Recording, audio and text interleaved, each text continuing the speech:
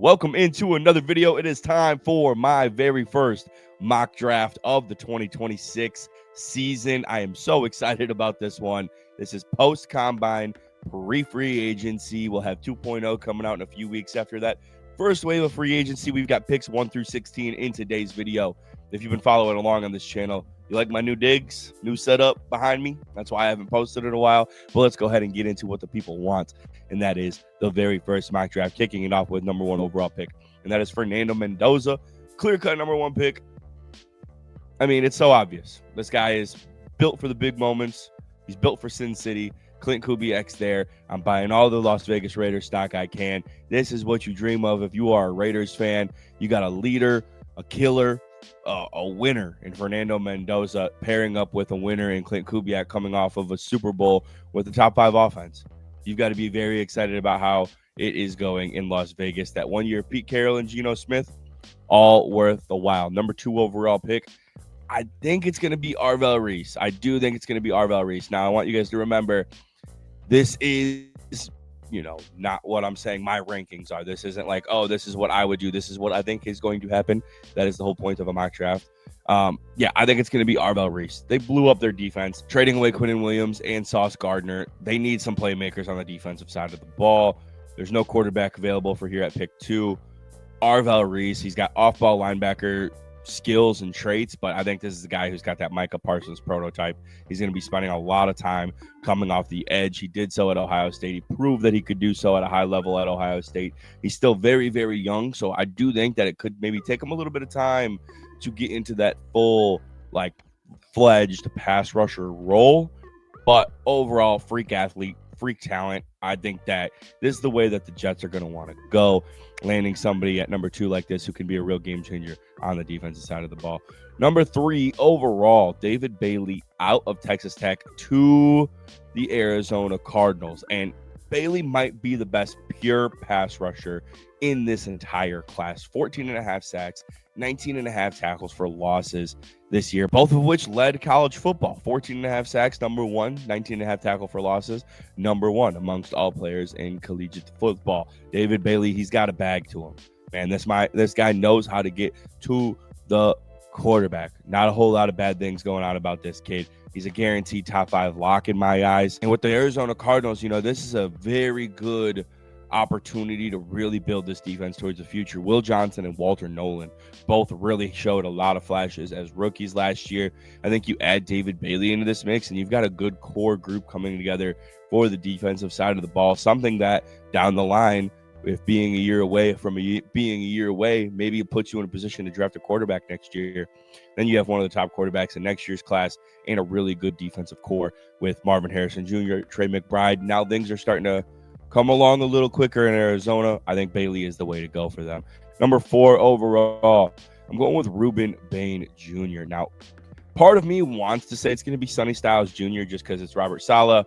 He could get his Fred Warner build linebacker with Sonny Styles, but I do think they traded for Jermaine Johnson, got rid of T'Vondre Sweat. I think that they're kind of just missing one piece with Jeffrey Simmons already being there on their defensive line. Rueben Bain is going to be that missing piece for them. That's what I think is going to go down. Bain's a freak. He's a monster. I know people are talking about his short arms. It is worrisome. We did see Will Campbell do some struggles with his short arms, so we're back again having this exact same conversation the following year at the edge rusher position now. But I really love Rueben Bain as a prospect. I think he's going to be just good. This is where I think Sonny Styles goes. When I think about John Harbaugh, I think about that 2022 season where he drafted Kyle Hamilton and then traded for Roquan Smith. I feel like Roquan Smith, Kyle Hamilton coming together, you got Sonny Styles. A freak. I mean, a combine masterpiece, running a 4.46 40 time at 6'5" with a 43-inch vertical. Like, holy cow. You're not going to be able to throw the ball over the middle if he's standing right there. 43-inch vertical? That is insane. At 6'5", running a 4.4?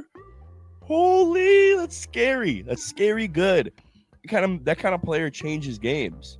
And you already think about that defensive unit there. I know a lot of people want to see them go receiver here, but wow, I don't know. I do not know. Because you got a really good defensive line. You got Dexter Lawrence, Brian Burns, Kayvon Thibodeau, Abdul Carter. throw Sonny Styles in that mix right behind you. That's fucking scary. Pardon my French. That's very scary. That's where I think they go. Here we go. Number 6, Cleveland Browns, addressing the offensive line. A lot of ups and downs in their offensive line this year. A lot of injuries. I do think that they're going to go with Francis Mauigoa out of Miami. He seems like a surefire guy. Really good opportunity. I mean, he's a 3-year starter, team captain in Miami. They had a really good season this year, built in the trenches. He was a key piece of that. Like I said, team captain. This is a guy who the Browns could look on to be their leader in their offensive side of the ball for years to come. I really like this pick for them. Protect Shedeur Sanders a little bit while you're still figuring out if he's the guy or not, because he was under pressure a lot. A lot of woes there. A lot of woes. Number 7 overall, Washington Commanders. I am going with Carnell Tate, another Ohio State wide receiver in that room in Washington. Now, that might be a little bit of a bold take, but I just think about how much they struggled this year offensively when their guys were hurt and Terry McLaurin wasn't playing, Deebo Samuel wasn't playing, Noah Brown wasn't playing. They were relying a lot on these mid-level guys, these very mid players, and they were really struggling. And I know that Jaden Daniels was hurt for most of the season as well, but even when he was on, he didn't look like he did when he was a rookie. You know, I think that Carnell Tate comes in and he's the immediate number 1 weapon in that offense. Like, I do think he is that good where he is going to come in and be the wide receiver 1. That's what Jaden Daniels needs. It is what Jaden Daniels needs really bad, because I you know, Terry McLaurin is 32. Deebo Samuel's old. He's lost a step. I do think that they need another weapon, and Carnell Tate might be that guy. There's a lot that the Commanders could do. Their disastrous plan really did not pay off for them. There's a lot that they could do. Let's go ahead and get into the New Orleans Saints. I have them taking Jeremiah Love out of Notre Dame, arguably the go-to guy of this draft class. He ran a 4.3 at the 40 at the combine. Yeah, I think he's locked himself up as a top 10 pick. And I'm somebody who's against taking running backs in the top 10. That's not, in my opinion. And the same thing can be said about Sonny Styles and the Giants taking linebackers in the top 10. In my eyes, that's not a real recipe for success. And the Saints probably aren't necessarily in the position to draft a running back. Like, they're not a running back away yet, but this is a guy who could really make some damage on their offense. He could really be good for Tyler Shuck's development, who showed a lot of promise in his rookie year. I'm not overly worried about the receiver room. They probably should very much consider taking a receiver here. But I think about Kellen Moore and how much success he had that one year in Philadelphia with Barkley. They won a Super Bowl. What could a player like that do to the Saints offense? You got Olave there. Your offensive line is starting to come together. I could even see them going off offensive line here.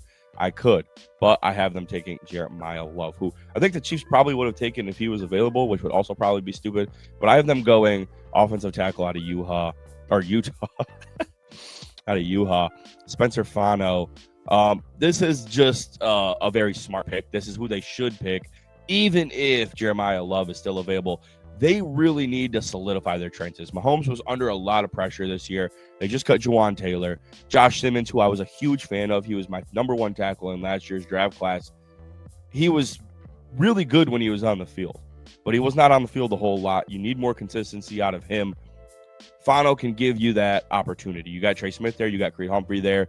If Simmons can stay healthy and play a full year and you bring Fano into the mix, then you have a solidified offensive line for Patrick Mahomes to come back to. I think that's what they genuinely should do. Is a very, very important pick for the Kansas City Chiefs. And I don't know if I'm spending a very, very important pick on a running back.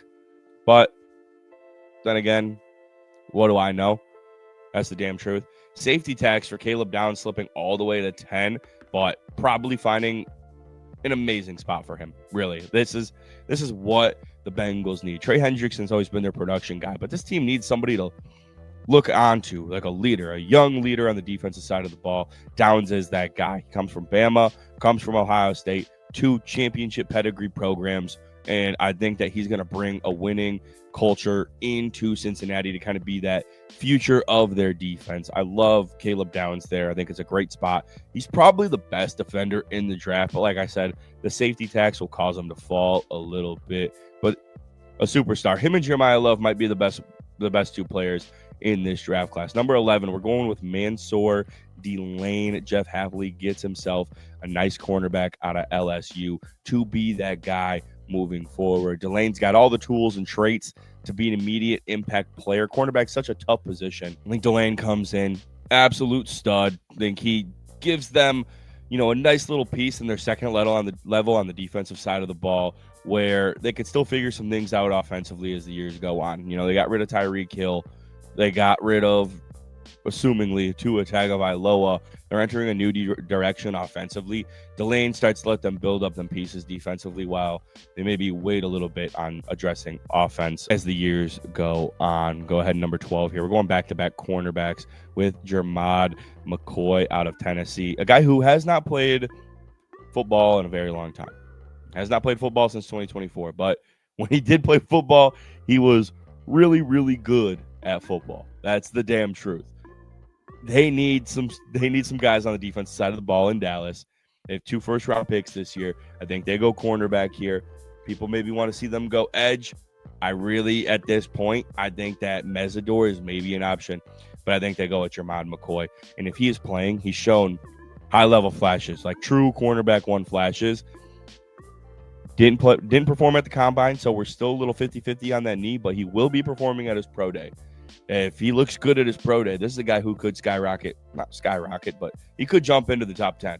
If he does not look good, this is a guy who could fall out of the first round. Think about Will Johnson last year. Will Johnson, in my eyes, was a clear top 10 talent out of Michigan. Fell to the second round because of injuries. Something could happen. Same exact thing could happen with Jermod McCoy. This is a nuclear option here for the Los Angeles Rams because I do think that they would have probably taken either one of these cornerbacks if they were available, but they're not. I have them taking Makai Lemon out of USC. The Southern Cal product stays in Southern Cal with the Rams. And this is an offense that ran a lot of 13 personnel. This is an offense that has Puka Nacua and Devontae Adams. So you sit here and think to yourself, well, why do they need that? Because they can afford to. They've got a really good defensive line. They have 2 first-round picks. They can address secondary at another time. Why not take Makai Lemon here, who has all the traits to be a superstar? Devontae Adams is 33. This is the beautiful thing about Lemon's position. He doesn't need to come in and be this immediate impact player because they were dominant out of 13 personnel. They're dominant out of 12 personnel. And then they can do that again. This gives Devontae Adams a little bit of a rest if he needs to have some. Puka Nacua has battled injuries in his career. This can give him a little bit more rest if he needs to. Makai Lemon would be a great addition to this offense. I think this is maybe just me living in La La Land, but I've said again, time and time again, the Rams, in my opinion, were the best team in football last year. Seahawks proved me wrong on that. They beat them twice. Rams were the second best team in football last year. I don't care what you say. Like, the Super Bowl was the NFC Championship game. I think the Super Bowl proved that to you. Rams were the second best team in football last year. They had a weapon in Makai Lemon. Very good roster. They had the luxury to do that. Number 14, 2 picks left in 1 through 16 here, or 3 picks left. I'm going with Caleb Banks. Jesse Minter getting his hands on a 6'6" freak. Athletic as hell.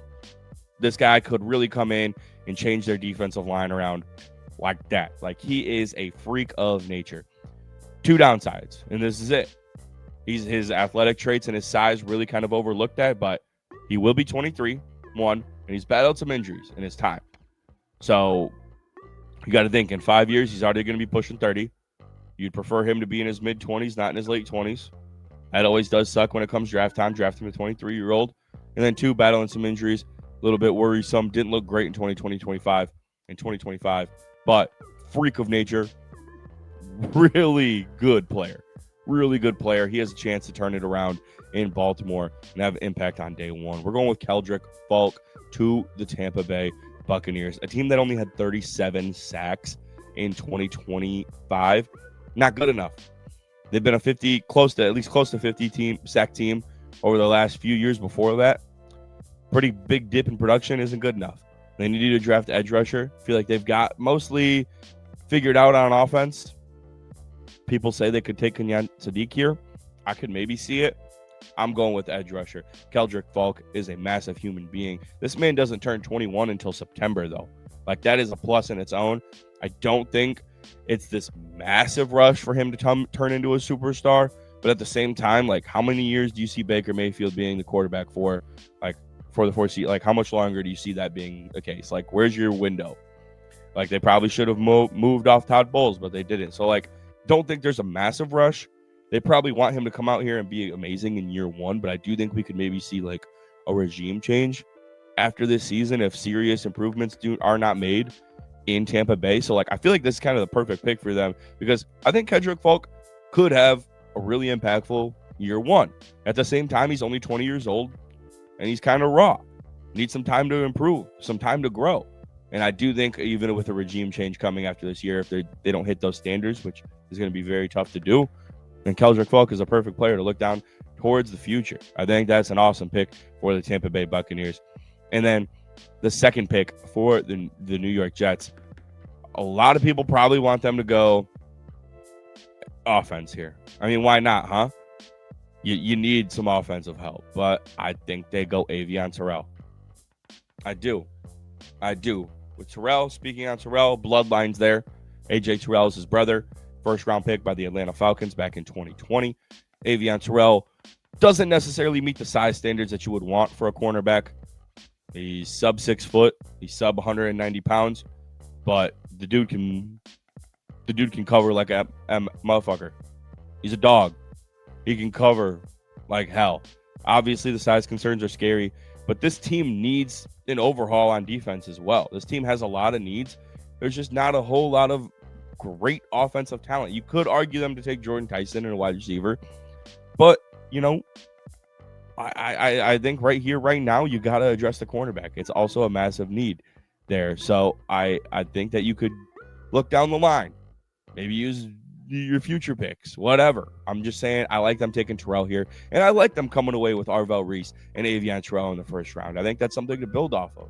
You know, you lost a cornerback and a defensive lineman who are both getting paid some pretty good money. You got them back. I think two really good players on rookie contracts. So yeah, you're probably not gonna be good in 2026 unless you make some massive decision and trade for Kyler Murray or something like that. And even then, I don't think you're gonna be that good in 2026. You're in a division with the Bills, and you're in a division with, you know, the Patriots, who are just in the Super Bowl. Like, odds are Aaron Glenn's gonna be fired at the end of the season. That's just the cold-hearted truth. It is. So I don't mind them building. Like, it's the same thing that I kind of think about with the Cardinals. Like, I don't mind them building up their defense. Like, you got to look to 2026 and suck again. Like, just really pray to suck again and then land a quarterback then, because I don't think, I mean, what's a wide receiver going to do for you now when Brady Cook's throwing him the ball? That's kind of what I'm saying here. You have a chance to bolster up that defense, so then when you are quarterback ready, that core is already kind of built. But that's going to go ahead and wrap up 1 through 16. Thank you guys so much for tuning into another video. I'm so happy to be in a brand new studio. I love it so much. Looking clean, got the blue walls, good lighting. I'm feeling like a pro YouTuber already, baby. I'm posting these videos at the same time. 17 through 32 will be posted on my channel at the exact same time as 1 through 16. So go check that out as well if you're intrigued. If you saw your team and you saw your pick, though, and you don't want to go at 17 through 32, that's fine as well. Like, comment, subscribe. Please drop a comment down below how you feel about your team selection. I want to talk some ball with you guys. Let me know. I'll talk to you guys soon. Peace.